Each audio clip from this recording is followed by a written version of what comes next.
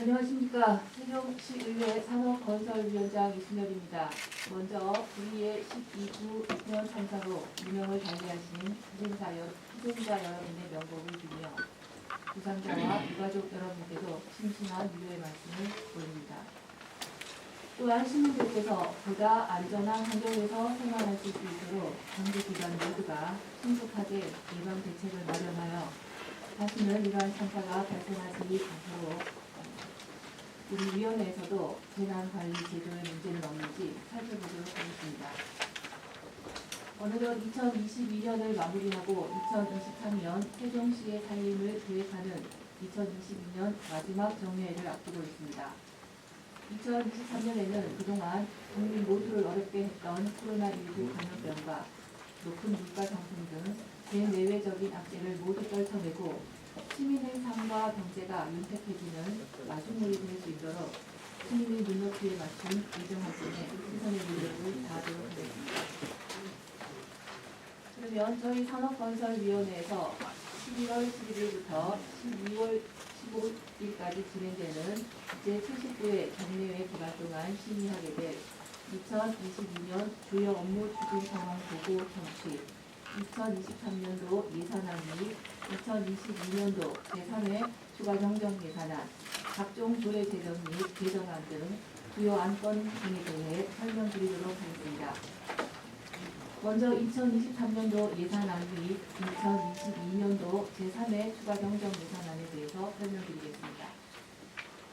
근본 우리 위원회 소관 2023년도 본 예산안은 2022년도 7,479억 원 대비 59억 원 진행된 7,938억 원이고 제3회 추가 정정 예산안은 규정 예산 8,430억 원보다 142억 원 진행된 8,572억 원입니다.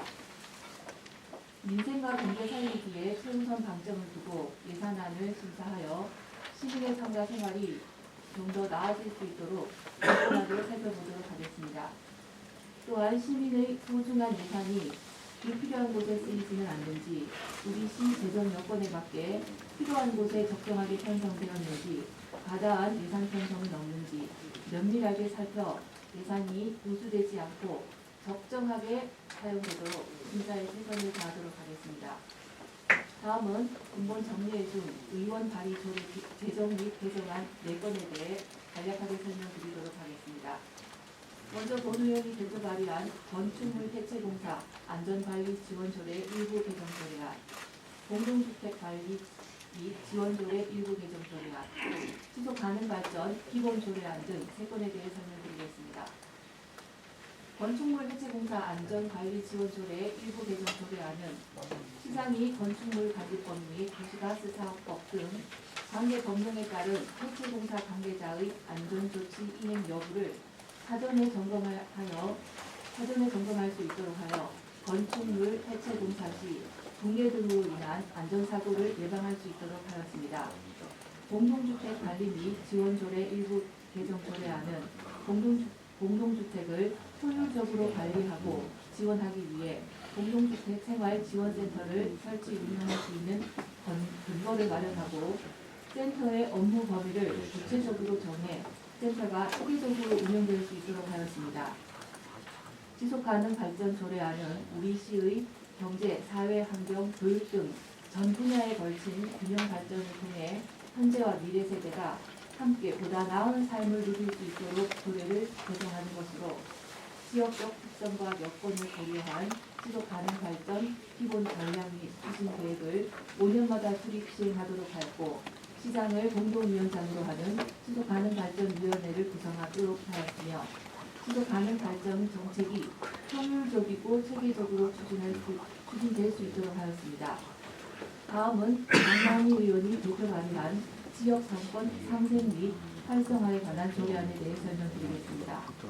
지역상권의 상생 및 활성화 촉진을 위해 시장은 지역상권 상생 및 활성화 기본 계획을 3년마다 수립 시행하도록 하였으며 활성화 구역의 지정, 변경, 해제 등이 투명한 절차에 따라 이루어지도록 지역상권위원회를 두어 관련 사항을 심의하도록 하였습니다. 또한 지역상권법에서 조례를 정하도록 위임한 지역상생구역의 임대료 상승 비율과 활성화 구역의 지원 기준을 명확히 정하여 공정한 절차에 따라 지원될 수 있도록 하였습니다. 이상으로 제79회 정례회 산업건설위원회 소관 사항에 대한 2023년도 본 예산안 및 제3회 추경 예산안, 조례 제정 및 개정안에 대한 브리핑을 마치겠습니다. 이제 본격적인 동결비에 적어보고 있습니다. 전기료 및 가스비 등 난방비를 비롯한 소비자 물가가 높아지고 있고 연휴 때보다 추운 겨울이 예고되는 등 서민 경제가 매우 어려운 시기입니다. 우리 시민들의 지혜를 모아 슬기롭게 이겨내고 보다 나은 미래를 맞이할 수 있도록 저희 위원회에서도 역량을 다해協力하도록 하겠습니다. 감사합니다. 저격. 질문 받겠습니다. 예, OTN 임원선 기자입니다. 해체, 건물 해체 또 관련, 신축 관련해서 질문을 드리겠습니다. 이게 이제 해체했을 때 안전에 관련해서 이 소관부서가 노동 쪽에 있고 지자체 쪽에 있거든요. 그래서 실제 안전무라든가 기타 사항은 시에서 주관해서 추진하는 게 아니고 이 안전관리 노동청이라든가 이런 산업안전 쪽에서 추진하더라고요. 그러다 보니까 지자체에서는 형식적인 이 행정 업무가 돼버리고 있습니다. 그 관계하고요. 그 다음에 위원장님께서 작은 예를 들어서 소규모 신축공사라든가 철거공사에 직접 현장에 한번 가보셨는지, 가보셨을 때 그 현장의 소감 좀 말씀 좀 부탁드립니다. 네. 먼저 이 건축물 해체에 관해서 임 기자님이 말씀하신 대로 그 노동청 위주의 안전 관리가 이루어지고 있기 때문에 사실 지자체에서 지금은 법적으로도 이 안전에 대한 게 불비가 되어 있습니다. 가스에 관해서는 해체 시에 가스 때문에 굉장히 위험한 사고가 많이 일어남에도 불구하고 상위 법령의 가스 부분에 대한 안전 규제가 이루어지지 않고 있기 때문에 세종시의 가스 업체인 JB에서도 굉장히 난색을 표하고 있고 직접 저희 의회를 방문하기도 했었거든요. 그래서 이 조례를 준비하면서 집행부로 굉장히 좀 어려웠습니다.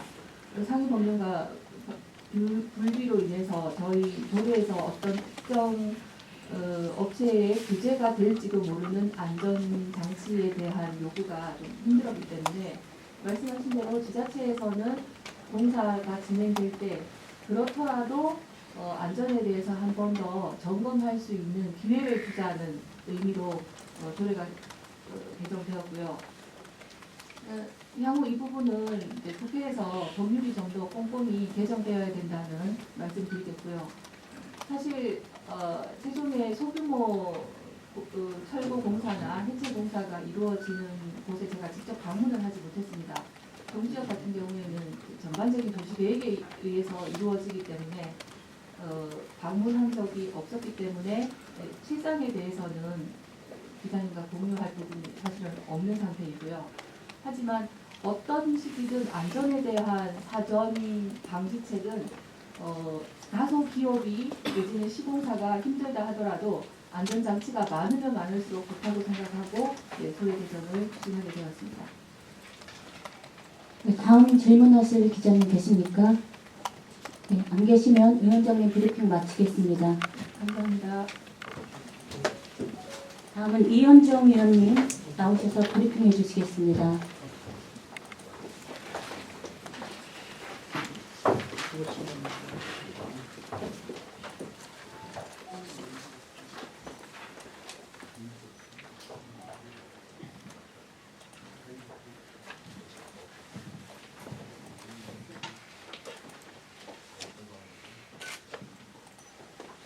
안녕하십니까. 세종시의회 이현정 의원입니다. 본 의원이 대표 발의한 산업건설위원회 소관 2건의 조례안에 대해 말씀드리겠습니다. 첫 번째, 세종특별자치시 동물보호조례 일부 개정 조례안입니다. 본 조례안은 동물보호 및 시민의 생명존중 의식을 제고하고 동물과 공존하는 문화 조성에 기여할 수 있도록 일부 조문을 개정하려는 것입니다. 조례안의 주요 내용으로는 길고양이와 동물보호센터 등 관련 용어 정의를 추가하고 동물복지 계획에 따른 시행계획 수립과 결과 평가 규정, 그리고 길고양이 관리에 관한 사항을 실천하였으며 그 밖에 동물복지 및 생명 존중, 교육 등에 관해 규정했습니다. 이번 일부 개정을 계기로 동물보호를 위한 실효성 있는 제도 운영은 물론 생명 존중 문화 조성에 기여할 수 있기를 바랍니다. 두 번째, 세종특별자치시 범용 디자인 기본조례입니다. 본 조례안은 범용 디자인의 적용에 필요한 사항을 규정함으로써 모든 시민이 안전하고 편리하게 생활할 수 있는 보편적인 도시환경 조성을 목적으로 하고 있습니다. 이러한 목적에 맞게 범용 디자인의 정의를 연령, 성별, 국적 및 장애의 유무, 문화적 배경 등에 관계없이 모든 사람이 안전하고 편리하게 이용할 수 있는 도시 공간 및 환경을 설계하는 것으로 하고 5년마다 기본 계획을 수립, 시행하며 범용 디자인의 체계적인 적용을 위해 기본 계획의 세부 실행 방안을 담은 가이드라인을 마련하도록 하였습니다. 또한 범용 디자인 위원회 및 센터의 설치 운영, 시범 사업 시행과 전문가의 참여 등 관련된 사항을 조례안에 담았습니다. 모두를 위한 디자인, 범용 디자인 도입을 위한 제도적 기반 마련을 시작으로 세종시의 범용 디자인 환경을 조성하고 확산시켜 나갈 수 있는 정책이 체계적으로 추진될 수 있기를 바라며 그 과정에 본 의원도 적극 힘을 보태도록 하겠습니다. 이상 대표 발의 조례안 두 건에 대해 브리핑을 마치겠습니다. 감사합니다. 질문 받겠습니다. 예, 질문요. 예, 그 반려동물에 대해서 질의를 하겠습니다. 세종시에는 거북저수지라든가 이 호수공원에 공원이 있습니다. 잔디밭이 있고요. 반려동물이 들어갈 수 없는 지역이 현재 몇 군데인지 알고 있으시면 이 기회에 말씀 좀 해주시고요. 또 만약에 그 현재의 반려동물이 들어갈 수 없는 지역을 개방할 곳이 또 있으시면 이런 게 또 다시 말씀 좀 부탁드립니다.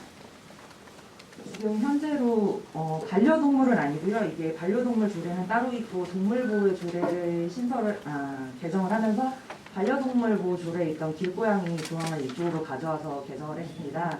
이유는 동물보호센터를 차후에 이용할 주요 아이들이 길고양이 아이들이기도 하고 그래서 그랬고요. 주로 아이들이 들어갈 수 없는 부분은 하천에 적치물을 설치할 수 없는 지금 하천법 규정상 애들이 물도 먹고 해야 되는데 거기에 들어갈 수가 없어서 급식소를 설치하는 분들이 굉장히 고민을 많이 하고 계시는데요. 이게 조만간 하천법이 개정될 수가 있다고 하더라고요. 예, 그래서 그 부분에 기대하고 두 번째 질문하셨던 부분에 대해서는 주로 저류지를 활용할 수 있는 방안을 하천법 개정과 함께 고민을 하고 있습니다. 네, 다음 질문 받겠습니다. 더 이상 네. 예, 세종거수 이병입니다. 마찬가지로 지금 동물, 특히 이제 들고양이 관련해서 조례 제정을 하신다고 그랬는데요. 지금 그 집을 제공을 한다거나 들고양이에게 먹이를 주는 게 옳은가요? 그렇지 않은가요? 이 말씀. 공동주택이 많은 곳에서는 옳다고 생각하는데요. 사실상 전이년이나 노년 단위 이제 개체수 조정이 자율적으로 되는데 거기는 새끼 고양이들이 돌아다니다가 그냥 매가 채가요. 개체 조정이 PNR이나 다른 수단 없이도 되지만 공동주택이 많은 곳에서는 음식물 쓰레기나 기타 주민들과의 마찰을 줄이기 위해서 장기적인 관점에서는 아이들 개체수를 파악해서 TNR을 해야 되기 때문에 급식소를 부분적으로 설치, 운영, 관리만 잘 된다면 하는 것이 옳다고 생각합니다. 네, 한 분만 더 받겠습니다.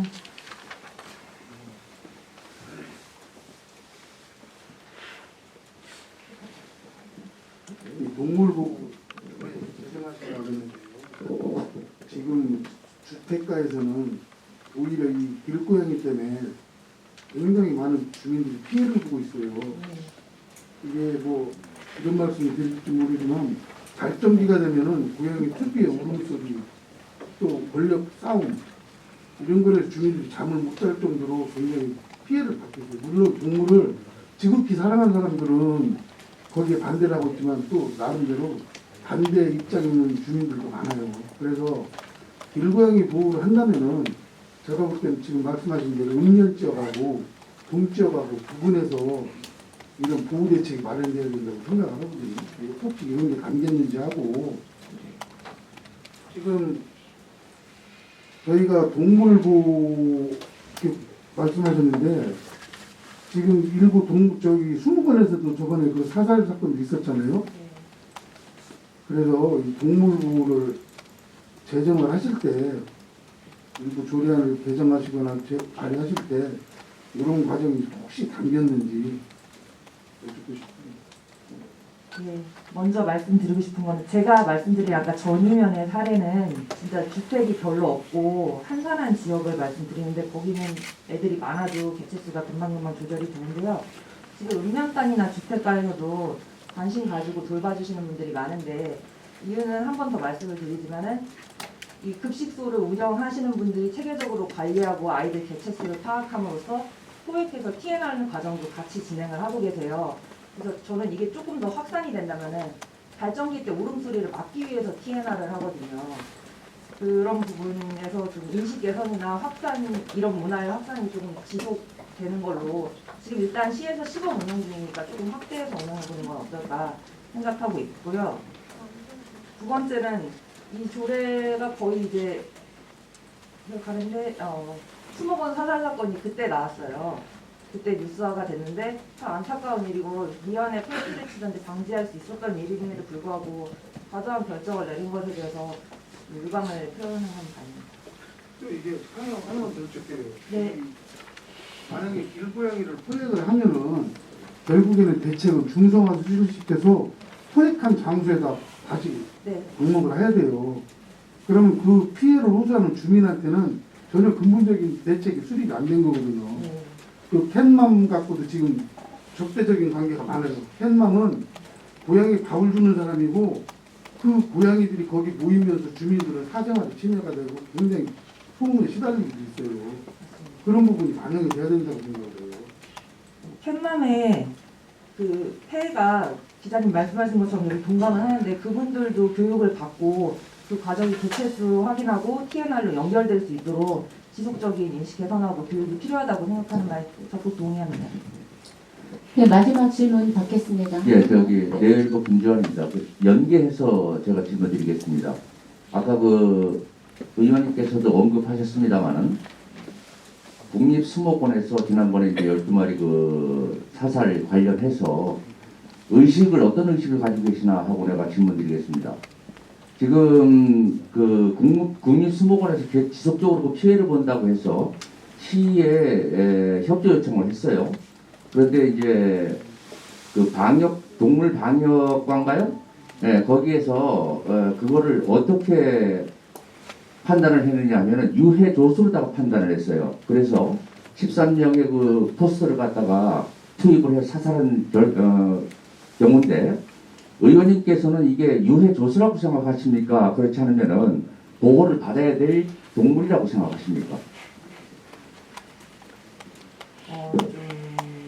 농사 짓는 분들이 이제 고란이나 멧돼지한테 피해를 많이 보셔서 유해조수로 지금 지정은 돼 있는 걸로 알고 있는데 이게 전 세계적으로 치면은 굉장히 희귀한 종이기도 하고 충분히 사살 않고도 예방할 수 있는 방법이 있었는데 저는 동물위생방역과에서는 이거는 조금 판단을 잘못하신 게 13분의 역사라고 하셨죠 아까 그분들을 고용해서 파장이 없을 거라고 생각하지 않으셨을 것 같은데 그런 결정을 내리신 것에 대해서 상당히 다시 한번 유감을 표합니다.